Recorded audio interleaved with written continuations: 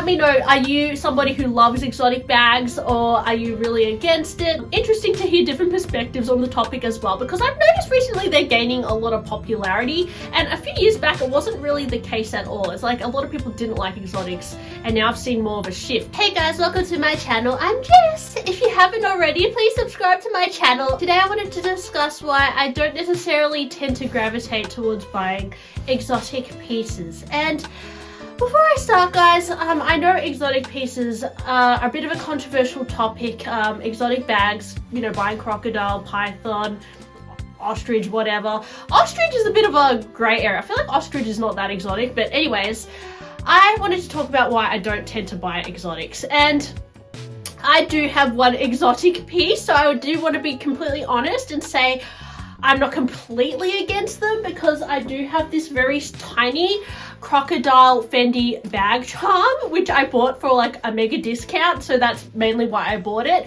And crocodile is an exotic, which I think looks really cool. So I have an exotic piece here, but I don't tend to buy exotics. First reason is the price. Exotic bags are so much more expensive than regular leather like calf skin, lamb skin. For example, if you look at a capucines from Louis Vuitton, if you want an exotic mini capucines, they tend to be over 40,000 Australian dollars. And I have never spent that much on a handbag.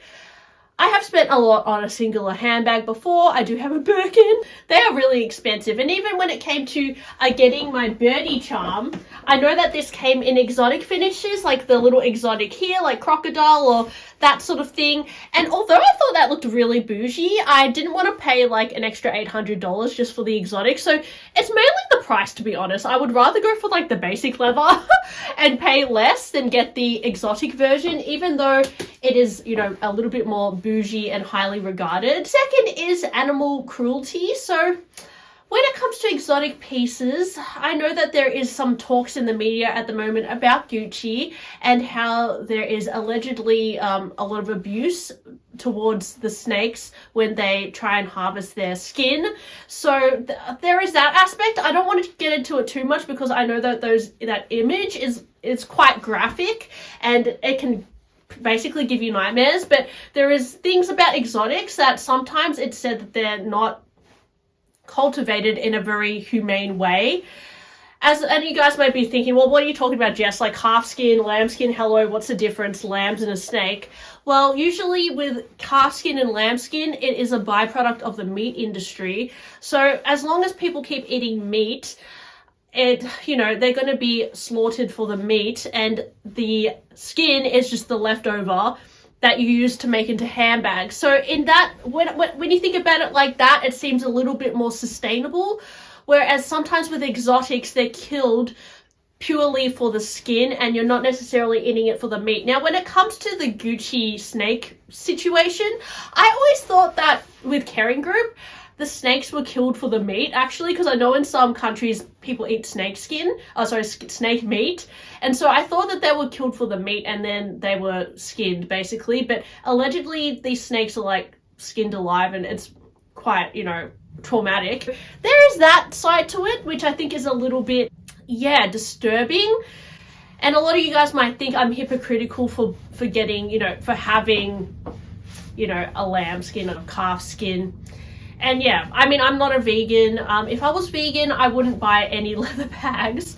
I don't eat meat, actually, but I do eat fish. So there's that. And I might eat meat in the future. I haven't eaten meat since I was about 20 or so. It's a complicated topic. Diet, what you want to wear, what you want to eat, all that. But yeah, there is that side to it that is a little bit, I'm not too sure about it. The animal cruelty situation there, yeah.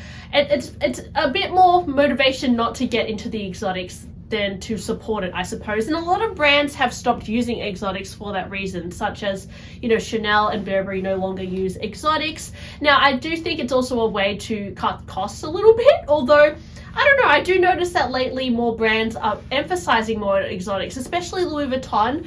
I've noticed that recently it's become a little bit more mainstream to buy exotics. Like, even if you look at Pharrell's recent collections, he has a lot of speedies and like crocodile and ostrich and lizard and that sort of thing, which is something that I didn't notice as much. Although if I think back to like the Marc Jacobs like Murakami collections, I know there was like a cherry lime line which had a bit of a, I think it was like a crocodile trim on the cherries. Was it I can't remember, but Louis Vuitton has always done a bit of exotic, but it tends to be more for those very special pieces. But I noticed lately they're emphasizing on it a little bit more than what I'm used to. And there is a bit more popularity towards buying exotics than ever, especially with the ostrich. I've noticed ostrich has been a little bit more talked about, and I know that people eat ostrich meat as well, so I don't know whether the way that they kill the ostriches is inhumane or not.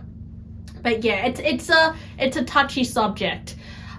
So the third reason why I'm not into exotics is because I have actually never experienced owning a full exotic handbag. I do have that Fendi charm, and I have had a Gucci bag in the past with python trim, which I wasn't a huge fan of, but I've never owned like a full crocodile bag, a full ostrich bag, and I think that's another reason why I'm not into it, because I'm like a bit naive to it. I don't know what it's like to own a full exotic bag, so I'm not like addicted to it. I know that I've heard people say once you get into exotics, you can't go back to the regular leather because there's something about it that just sets them apart from the, you know, normal leather, like calfskin or whatever.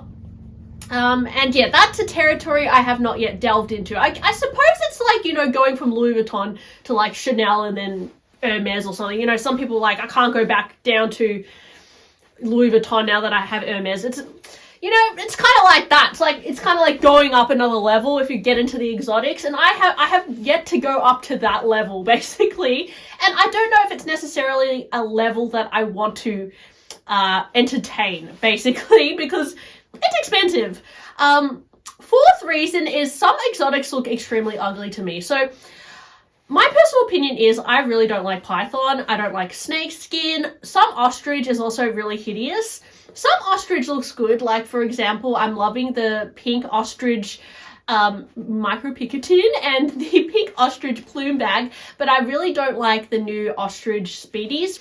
You know, Pharrell's recent collections, I really don't like them. And even some like ostrich Birkins, I think actually look quite ugly, like in red. They just look like pimples. I would much rather just buy Togo leather or just even Swift or something than ostrich. It just sometimes looks like a rash, or like it doesn't look pretty. And then I don't like python because it looks really crusty sometimes. And then even lizard sometimes looks funny if it's like a really light color. It can just look, it kind of discolors and goes yellow. Some exotics look really ugly. And even if you look at some like Fendi exotics, like if you look at some exotic bags that they've done in the past, it just, yeah, like the Fendi Spiles. Oh, yeah, I don't know, guys. Some bags just don't suit exotic. Number 5 is it looks too fancy. So sometimes I'm most of the time dressed quite casually. I look like a bit of a dag today. I'm wearing like a quilted jacket, but I would say with what I'm wearing today, it's very like I'm going for a walk. So I'm not going to go out and wear a crocodile bag with this. I would rather wear like, you know, just like a regular leather bag. I just find that like, you know, smooth leather, regular grained leather just looks a lot more casual, and it's easier to style with like what I wear. But if I started like wearing crocodile Birkins like every day and that was like my form of casual, then yeah, maybe I would get used to that. But I think it depends on your lifestyle. It depends on your circumstance. It depends on how wealthy you are as well. I wouldn't feel comfortable carrying around like a $40,000 bag every day, just like whatever. I wouldn't necessarily want to buy an exotic bag and just keep it as a little trophy on my shelf. Because, well, I find that some exotics as well, they don't age very well. Like, for example, the light colored lizard, which I spoke about just before, it kind of goes yellow. So, for example, I know there's like the Himalayan kind of finish that I see on some Celine bags, and I've seen Pre-Loved it goes yellow. Also, some python pieces, they go, like, if you don't keep them well, the scales start curling up and it starts looking quite crusty. And they can discolor, and even some crocodile pieces and ostrich pieces over time, depending on the color, it can just change and shift to this strange color. And I'm just, yeah, exotic is just a lot more delicate. Usually, particularly like if you get into like the crocodile leather, I've heard of stories where people have had like, you know, shiny crocodile, like, you know, Constance to go or something, and they get a drink on it and it's ruined basically because, yeah, you have to look after shiny crocodile bags, you have to look after exotics more, and they're harder to just wipe down basically. Like something like this I can just wipe down, or this, or yeah, even like a Togo bag, just wipe it down. I've like spilt coffee on this bag a few times and it's been completely fine. Some exotics are much more easy to care for than others. I think ostrich is like one of the firmest leathers. It's very hard and it keeps its structure. And some exotics I think are okay in the rain, but it's actually an area which I don't know much about. So I think that's also why I'm hesitant to buy anything, because I'm like, I don't know how to look after it. And you need like very specialist creams and stuff for exotics. So yeah, it's a bit more high maintenance.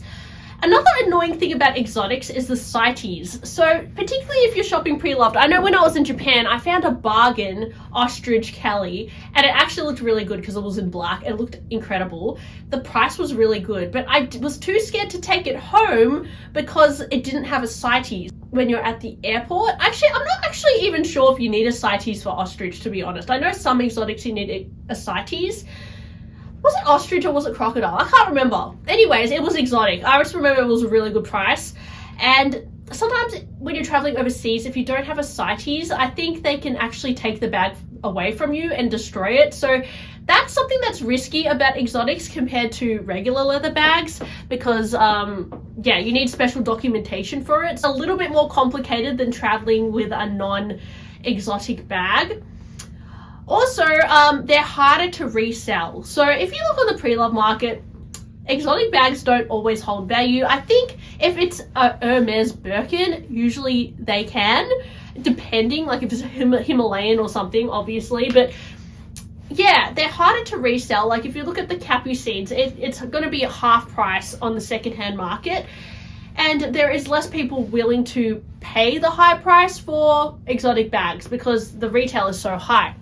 So if you're thinking about long term, if you're going to be happy with the bag in the future, you just have to be prepared that you're going to lose a lot of money if you're going to sell it on. And I know if you're super wealthy, you probably don't really mind about that. But if you're somebody who is a little bit more like, you know, doesn't earn millions of dollars or something, you might think about the resale value. Just in case in the future you might want to sell it, it's not going to hold value as much as something that is just a regular leather, because there's less of a market for that sort of thing. Because a lot of people don't like exotics for the reasons I've explained, and so that's why there's less of a demand, and also they're so expensive. That's some of the reasons why I don't buy exotics, but I don't know in the future if I would ever dip my toe into that. I mean, as a handbag enthusiast, I feel like that's like a step. Like it's like the final step is like exotic pieces, but I don't know if it really needs to be. Like, I don't know, maybe when I'm like 60 I'll think differently, but let me know, are you somebody who loves exotic bags, or are you really against it? Interesting to hear different perspectives on the topic as well, because I've noticed recently they're gaining a lot of popularity, and a few years back it wasn't really the case at all. It's like a lot of people didn't like exotics, and now I've seen more of a shift. So interesting. But anyways, thanks for listening to my video today, and I'll talk to you guys on my next one. Bye!